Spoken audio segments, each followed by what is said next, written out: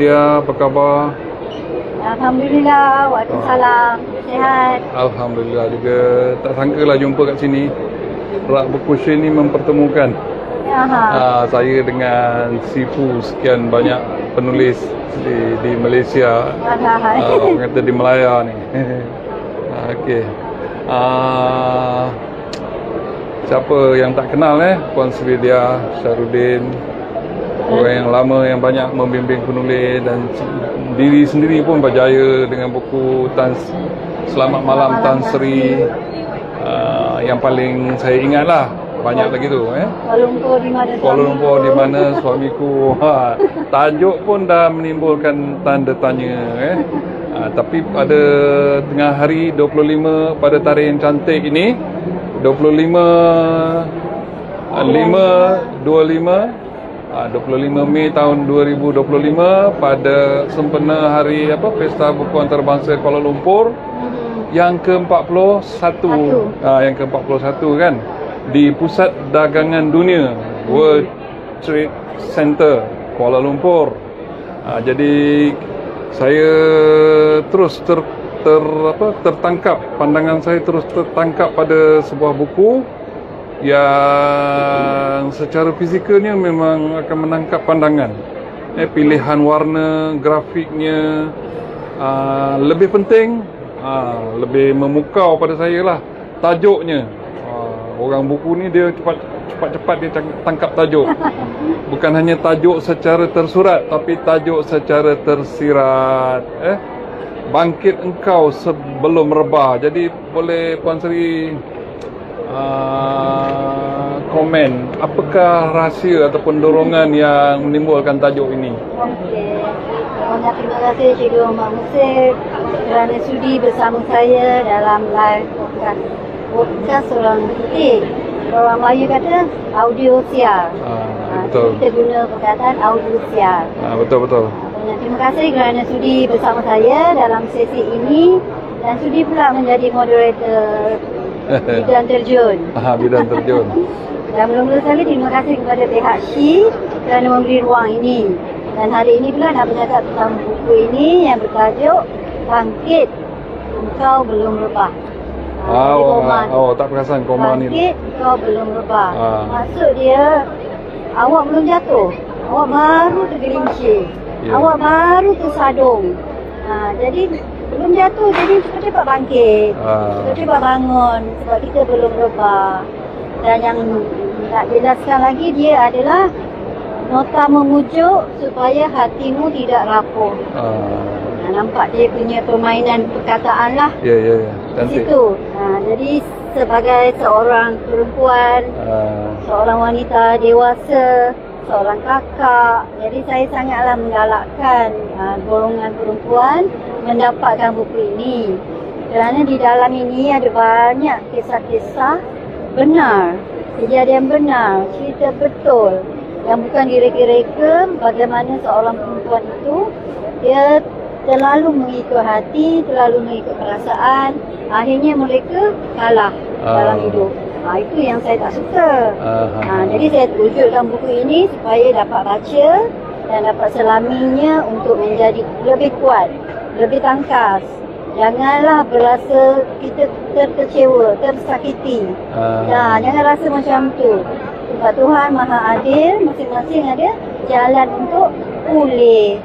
Pendek kata buku ini, kata orang menepati makna berdamai dengan takdir. Berdamai dengan takdir kan, memujuk hati. Tapi boleh tak saya ni cakap dari sudut pandangan pembaca lelaki lah, orang lelaki. Saya pada tahun ini, pada PBA KL 25 ni, rasa seperti berada dalam era kejatuhan. Era rebah, sebab tahun ni tidak ada buku baharu, tidak ada judul baharu. Buku solo lah belum ada. Tapi buku dari segi saya menolong penulis-penulis lain secara beransur-ansur, berperingkat-peringkat, adalah. Tidak putus. Jadi macam seolah-olah saya rasa macam saya rebah juga. Tapi apabila baca tajuk ni, bangkit engkau belum rebah. Itu satu kata-kata perangsang. Perangsang. Tahniah lah. Tahniah. Tajuk pun dah membantu. Jadi apa kandungan buku yang tebalnya lebih kurang? Bukan lebih kurang lah, di tangan saya ini tebalnya 256. Yes. Oh, siap ada QR code, kod QR. Mesti ada maksud ni. Cantik lah. Okey, sebenarnya buku ini bukan saja dikhususkan untuk golongan perempuan. Untuk orang lelaki pun ada juga cerita kisahnya dalam buku ini. Tapi oleh kerana ramai pembaca, ramai pembeli, kita daya beli orang perempuan ni lain macam. Lain macam. Ada yang beli sampai 2, 3. Bukan untuk diri saya, tapi saya nak hadiahkan kepada kawan saya. Si A. Anak. Buku ni saya nak hadiahkan kepada kawan saya, si B. Dia cakap macam tu. Jadi saya kena tulis kata-kata untuk 2 orang yang berbeza. Oh. Maknanya dihadiahkan buku ini kepada orang lain. Kata orang perkara yang baik tu dikongsi-kongsikan lah. Jadi kalau kita tengok kat belakang ni, saya ada nyatakan bawah tu, buku ini dicipta khusus untuk kalian yang sedang berasa penat dalam hidup. Berharap terlalu tinggi, selalu rasa cemas, rasa tidak selamat. Itu antara ketakutan individu. Rasa depresi, tertekan, kerap panik, dan merasa sedih, selalu kecewa dan selalu nak marah je. Jadi sebab itulah saya tulis di depan ni nota-nota memujuk. Ini adalah nota-nota memujuk. Saya tak gunakan perkataan feeling sebab itu bahasa Inggeris. Saya lebih mengatakan buku ini adalah buku damai jiwa. Kalau ini macam sesuai lah orang yang mengambil bidang sekretari ilmu jiwa, mungkin buku ini jadi buku bacaan lanjut lah, bacaan. Dan juga di dalam ni saya ada sediakan beberapa segmen yang kita katakan segmen uji personality. Uji personality. Ada soalan, jadi jawapan tu di sini. Jadi diharapkan pembaca menulis lah. Untuk apa refleksi dia yang dia dapat. Catatan peribadi lah. Catatan peribadi. Jadi dia buku ni dia bukan setakat membaca, tapi dia ada 2 hala. Baca dan tulis dengan jujur. Dengan jujur. Jadi bukan setakat membaca, dia ada aktiviti lah dalam ni. Jadi bukan buku sekolah aja yang interaktif, buku orang dewasa pun interaktif. Mesra pembaca. Dan juga saya ada 2 muka surat. Ada muka surat berapa tu? Surat berapa ni? Hujung. Belakang-belakang. 244. Muka surat 244 dengan 245. Doodle ini dilukis oleh Cikgu Fariza Nurbaya. Kenal. Cikgu Fariza suka buat doodle. Jadi saya masukkan 2 muka surat ni dalam buku ini kerana dipercayai doodle ini adalah salah satu cara bagaimana seseorang itu ingin sembuh. Sembuh daripada rasa stres, sembuh daripada rasa nak marah. Jadi ambil pen, perlahan-lahan lukis, letakkan warna dalam doodle ni. Okey, Puan Sri nak tanya. Khusus Cikgu Fariza Nurbaya, kalau siaran ni lambat laun dapat didengari, apakah kegemaran melukis doodle ni ada kaitan dengan apa yang Puan Sri dia cakap tadi? Mungkin ya, mungkin tidak. Tapi saya lebih yakin ada kebenarannya. Sebab melukis tu perlukan ketenangan, luahan perasaan, lenggok tangan tu, lenggok jari tu sama dengan arahan yang dikeluarkan oleh otak. Saraf. Rasanya bertepatan lah. Tapi maknanya doodle ni cikgu bukan kena siapkan ini dalam masa 1 hari, tak. Mungkinlah ketika kita stres tu kita hanya gariskan 5 line saja. Maknanya berterusan. Berterusan. Jangan habiskan ini dalam masa 1 hari. Nampak? Tak, dia boleh habiskan ni sebenarnya boleh habiskan dalam setahun. Hari ni buat sikit, besok buat yang ni pula, besok warna hijau, besok warna biru. Jadi pembaca memang tak rugilah kalau memiliki buku ini. Nampak? Ada kaitan antara penulisan dengan lukisan. Seni tulis dengan seni lukis. Seni halus. Oh, cantik. Itulah ilmu Tuhan tu luas. Maha luas. Lagi satu saya ada QR code di sini. QR code. Ada QR code. Ada kod QR di sini. Jadi kepada pembeli buku ini, puan-puan scan, imbas QR code ini, kerana cerita yang di atas ini ada jawapan dia dalam QR code ini. Sebab tu saya kata buku ini dia bukan setakat ada teks, dia ada audio visual. Wah, berganda untung ni. Tak menyesal ke penulis buat macam ni? Tak, sebab saya dah ada banyak baca buku healing, buku drama jiwa yang lain-lain. Saya belilah 5-6 judul kan. Jadi bila saya beli, saya rasa macam buka buku ni saya tak puas. Buka buku ni saya tak dapat kepuasan. Buka buku ni, jadi saya kata ada something yang kurang dalam buku tu. Jadi bila saya buat buku ni sendiri, saya tambah yang kurang tu.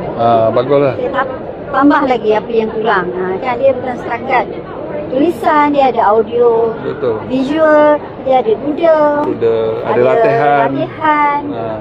Okey tak? Okey, sangat okey. Kalau beli tadi berapa harga? Di sini RM40.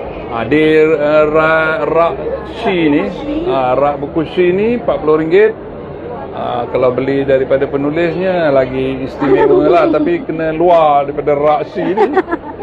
Beli RM40, untungnya saya rasa diringkaskan, untungnya berganda. Dapat pelbagai input, pelbagai perkara pada setiap pembelian, macam-macam ada.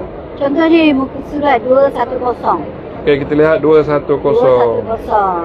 Tajuknya wanita cantik, hati pun lawa. Dia sama maknanya, tapi saya guna perkataan yang berbeza. Cantik dengan lawa. Sebenarnya konotasi sama, tapi saya guna dua perkataan. Itu pesanan pesanan untuk yang cantik dan lawa tu. Jangan sekadar cantik tapi mesti lawa. Artinya ingat, kalau bayang-bayang pun boleh tinggalkan kita, apalagi insan di sekeliling kita. Kan, bila-bila masa mereka boleh pergi. Cantik, pesanan yang cantik. Ada tak pesanan yang sesuai untuk orang lelaki?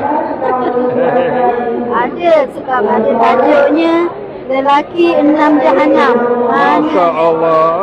Itu surah 112. 112. Lelaki 6 Jahanam. Masya Allah.